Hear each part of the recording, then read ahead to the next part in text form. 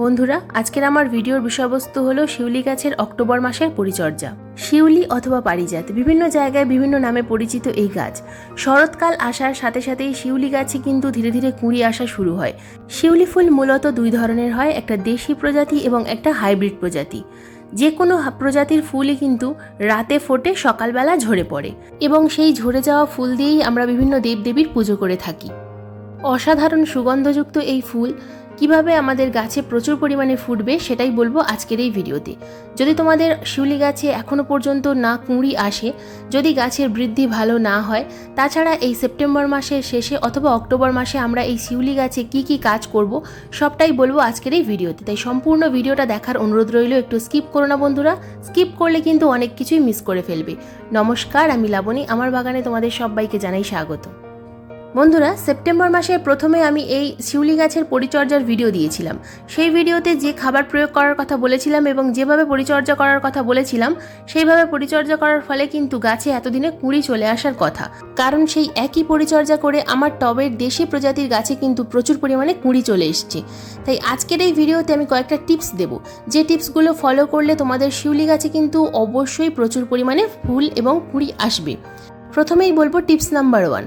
যদি তোমাদের বাগানে দেশি প্রজাতির শিউলি গাছ থেকে থাকে, তাহলে তোমরা এই সময় নার্সারি থেকে টবে প্রতিস্থাপন করার জন্য হাইব্রিড ভ্যারাইটির শিউলি চারা কিনে এনে প্রতিস্থাপন করতে পারো। হাইব্রিড ভ্যারাইটির শিউলি চারা কিন্তু এই সময় নার্সারিতে প্রচুর পরিমাণে পাওয়া যায়। এই সময় নার্সারি থেকে চারা কিনে এনে প্রতিস্থাপন করো। কিভাবে মাটি তৈরি করতে হয় তা কিন্তু আমি আমার আগের ভিডিওগুলোতে দেখিয়েছি। শুধুমাত্র সমপরিমাণ মাটি এবং ভার্মিকম্পোস্ট মিশিয়ে তোমরা কিন্তু এই শিউলি চারা প্রতিস্থাপন করতে পারো।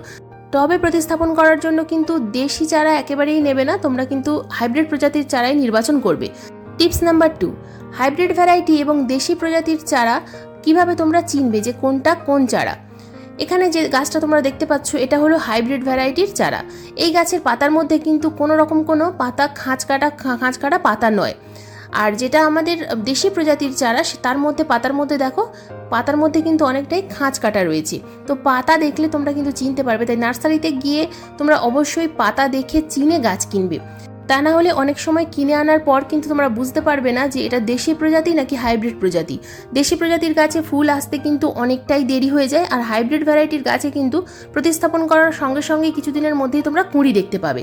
তাই সব সময় কিন্তু গাছ দেখে চিনে তবেই কিনে আনবে নার্সারি থেকে। বন্ধুরা, এবার আসি টিপস নাম্বার 3। টিপস নাম্বার 3 হলো আমাদের দেশি প্রজাতির গাছগুলোকে বা হাইব্রিড প্রজাতির শিউলি গাছকে আমরা কোথায় রাখবো। দেশি প্রজাতি বা হাইব্রিড প্রজাতির যে কোনো শিউলি গাছকে আমাদেরকে কিন্তু এই সময় ফুল সানলাইটের মধ্যে রাখতে হবে। যেখানে প্রচুর পরিমাণে রোদ্দুর থাকে সেই রকম জায়গায় আমাদেরকে এই সময় শিউলি গাছ রাখতে হবে। রোদ্দুর না পেলে কিন্তু গাছে একেবারেই কুঁড়ি আসবে না। এটা আমার যেটা দেখছো, এটা কিন্তু আমার দেশি প্রজাতির গাছ, প্রচুর বড়, অনেকটা বড় টবে রয়েছে। এটা একটা 12 ইঞ্চি টবে এই গাছটা রয়েছে। তো গাছের মধ্যে আমি কিন্তু 6 সেপ্টেম্বর খাবার প্রয়োগ করেছিলাম, সেটা তোমাদের আমি দেখিয়েছিলাম। তারপর থেকে কিন্তু আমি কোনো রকম কোনো খাবার প্রয়োগ করিনি। তো দেখো, গাছের মধ্যে কিন্তু আমার অলরেডি কুঁড়ি চলে এসছে।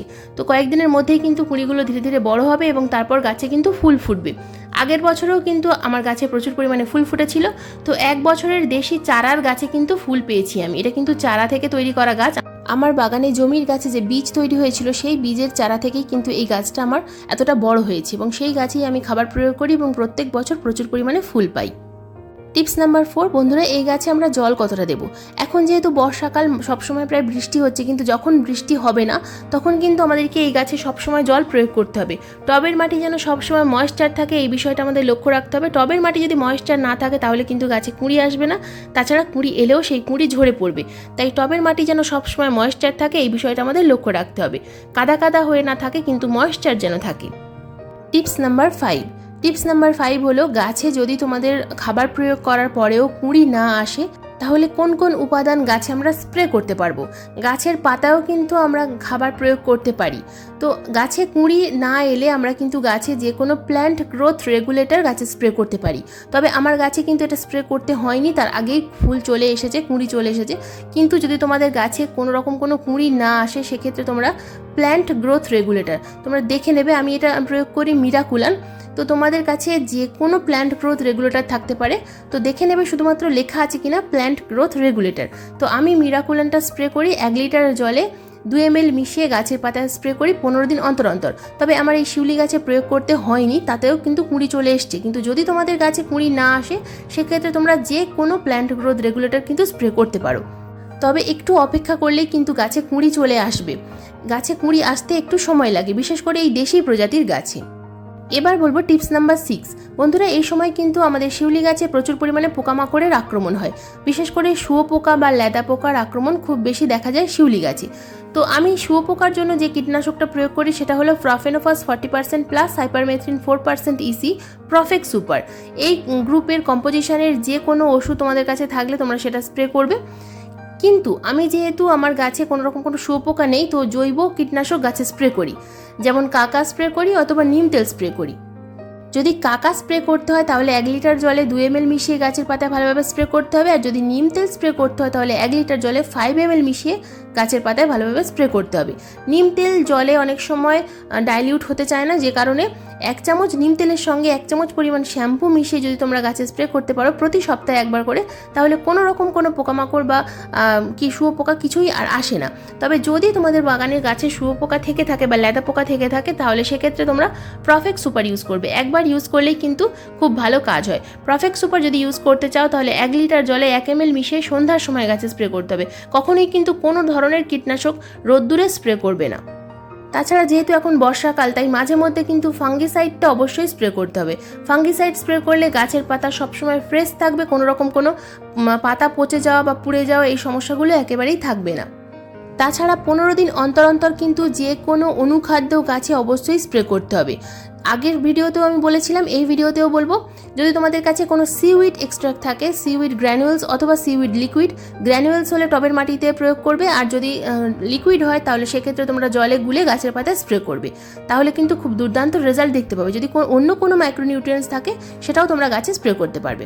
তো বন্ধুরা, এবার আসি খাবার প্রয়োগের কথায়। টবের মাটিতে আমরা এই সময় সেপ্টেম্বর মাসের শেষে অথবা অক্টোবর মাসের শুরুতে কোন খাবার প্রয়োগ করব? যদি গাছে কুঁড়ি চলে আসে, আবার যদি নাও আসে, তাহলেও এই খাবারটা তোমরা কিন্তু প্রয়োগ করতে পারবে। খাবার প্রয়োগ করার আগে যে কাজটা আমাদের করতে হবে সেটা হলো টবের মাটি খুব ভালোভাবে খুশে নিতে হবে। টবের মাটি যেন জমাট বেঁধে না থাকে এই বিষয়টা আমাদের লক্ষ্য রাখতে হবে। কিন্তু টবের মাটি খোসার সময় যদি দেখো প্রচুর পরিমাণে রুট বাউন্ড হয়ে গেছে, তাহলে কিন্তু তোমরা চাইলে এই সময় গাছ রিপোর্ট করতে পারো। গাছ রিপোর্ট করলে কিন্তু অনেক সময় খুব তাড়াতাড়ি ফুল চলে আসে। আমার গাছে টবের মাটিতে কিন্তু প্রচুর পরিমাণে রুট বাউন্ড হয়েছে, কিন্তু তাও আমি এখন রিপোর্ট করছি না।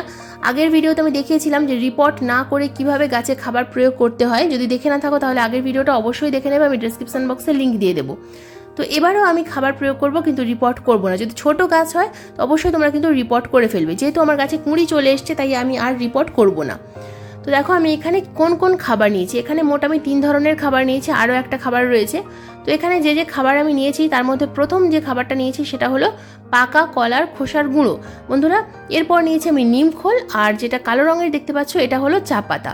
তো এই 3টে খাবার আমি এখানে নিয়েছি। পাকা কলার খোসার গুঁড়ো যদি না থাকে সেক্ষেত্রে তোমরা কিন্তু এখানে পাকা কলার খোসাকে 2 দিন শুকনো করে সেই খোসাগুলোকে একদম ছোটো ছোটো টুকরো টুকরো করে নেবে এবং 1 থেকে 2 মুঠো পরিমাণ পাকা কলার খোসার টুকরো নিয়ে নেবে। যেহেতু আমার কাছে ডাস্ট আকারে আছে সেই কারণে আমি কিন্তু এখানে 1 মুঠো পরিমাণ অর্থাৎ 5 থেকে 6 চামচ পরিমাণ নিয়ে নিয়েছি 12 ইঞ্চি টবের জন্য। 2 চামচ পরিমাণ নিয়েছি আমি এখানে নিম খোল। বন্ধুরা, নিম খোল এই সময় কিন্তু অবশ্যই প্রয়োগ করতে হবে। বর্ষাকালে প্রতি মাসে একবার করে নিম খোল অবশ্যই দিতে হবে। চা পাতা নিয়েছি কেন বন্ধুরা? চা পাতার মধ্যে রয়েছে প্রচুর পরিমাণে ট্যানিক অ্যাসিড। তাছাড়া চা পাতা কিন্তু মাটিকে অ্যাসিডিক রাখে, যে কারণে গাছে কিন্তু অবশ্যই ফুল আসবে। আর চা পাতার মধ্যে রয়েছে নাইট্রোজেন, কিন্তু এই সময় আমরা নাইট্রোজেন একটু কম পরিমাণে দেবো। নাইট্রোজেন এখন প্রচুর মাত্রায় দিলে কিন্তু গাছে অনেক সময় ফুল আসতে চায় না। তো যদি তোমাদের গাছে ফুল না আসে সেক্ষেত্রে কিন্তু নাইট্রোজেনের মাত্রা অবশ্যই কম রাখবে। তো এখানে যেটা দেখছো এটা হলো গোবর সার, 1 বছরের পুরনো গোবর সার। এটা নিয়েছি আমি 4-5 মুঠো গোবর সার নিয়েছি একটা 12 ইঞ্চি টবের জন্য। যদি 8 ইঞ্চি সাইজের টব হয় সেক্ষেত্রে 2 মুঠো পরিমাণ কম্পোস্ট, আর 2 চামচ থেকে 3 চামচ পরিমাণ পাকা কলার খোসার গুঁড়ো, 1 চামচ নিম খোল নেবে এবং 1/2 চামচ পরিমাণ চা পাতা নেবে। যেহেতু এটা আমার একটা বড় সাইজের টব, 12 ইঞ্চি টব, সে কারণে আমি এখানে 5 চামচ নিয়েছি পাকা কলার খোসার গুঁড়ো, 2 চামচ নিয়েছি নিম খোল এবং 1 চামচ নিয়েছি চা পাতা, আর 4 থেকে 5 মুঠো পরিমাণ নিয়েছি গোবর সার। তো সমস্ত উপাদান একসাথে ভালোভাবে মিশিয়ে কিন্তু আমি টবের কিনারা বরাবর প্রয়োগ করলাম। এই খাবারটাই সেপ্টেম্বর মাসের শেষে অথবা অক্টোবর মাসের শুরুতে, যখনই তোমরা ভিডিওটা দেখবে এই খাবারটা প্রয়োগ করবে। দুর্দান্ত রেজাল্ট কিন্তু দেখতে পাবে। আগের ভিডিওতে যে খাবার প্রয়োগ করা দেখিয়েছিলাম সেই খাবারও কিন্তু তোমরা এখন প্রয়োগ করতে পারো, অসুবিধা নেই। খাবার প্রয়োগ করলে কিন্তু গাছে অবশ্যই ফুল আসবে। তো আমরা এই যে দেশি গাছটা, এই গাছে কিন্তু প্রচুর পরিমাণে কুঁড়ি এসছে, প্রত্যেকটা ডালে প্রচুর পরিমাণে কিন্তু কুঁড়ি এসছে ওই একই খাবার প্রয়োগ করে। আর এই খাবার প্রয়োগ করার পরেও যদি গাছে কুঁড়ি না আসে তাহলে অবশ্যই কিন্তু গাছ রিপোর্ট করে দাও। গাছের রুট বাউন্ড হয়ে গেলে কিন্তু অনেক সময় গাছে কুঁড়ি আসতে চায় না, তাই রিপোর্ট করে দিলে কিন্তু গাছে কুঁড়ি আসবে। তবে এই যে খাবারগুলো দিলাম, এই খাবারগুলো দিলে কিন্তু গাছে কুঁড়ি এসে যাওয়ার কথা। থোকায় থোকায় কিন্তু শিউলি গাছে ফুল আসবে প্রত্যেকটা ব্রাঞ্চে। বন্ধুরা, এখন কিন্তু আর শিউলি গাছে প্রুনিং করা যাবে না, এখন প্রুনিং করলে গাছে ফুল আসতে অনেকটাই দেরি হয়ে যাবে। তো এই যে খাবারগুলো প্রয়োগ করার কথা বললাম, এই খাবারগুলো প্রয়োগ করো এবং গাছে অনুখাদ্য প্রয়োগ করো বা পিজিআর, এগুলো প্রয়োগ করলে কিন্তু গাছে অবশ্যই ফুল চলে আসবে। তো বন্ধুরা, এই ছিল আমার অক্টোবর মাসের অথবা সেপ্টেম্বর মাসের শেষে শিউলি গাছের পরিচর্যার ভিডিওটা কেমন লাগলো অবশ্যই কমেন্ট করে জানাবে। ভালো লাগলে একটা লাইক করো, শেয়ার করো, হাইপ করো। চ্যানেলে যদি নতুন বন্ধু হয়ে থাকো তাহলে চ্যানেলটাকে অবশ্যই সাবস্ক্রাইব করে পাশের বেল আইকনটা প্রেস করে দিও এইরকম বাগান সংক্রান্ত নিত্য নতুন ভিডিও দেখার জন্য। ভিডিও সংক্রান্ত যদি কোনো রকম কোনো প্রশ্ন থাকে অবশ্যই কমেন্ট বক্সে কমেন্ট করবে, আমি যথাযথ উত্তর দেওয়ার চেষ্টা করব। আজকের ভিডিওটা সম্পূর্ণ মনোযোগ দিয়ে দেখার জন্য তোমাদের সবাইকে জানাই অসংখ্য অসংখ্য ধন্যবাদ।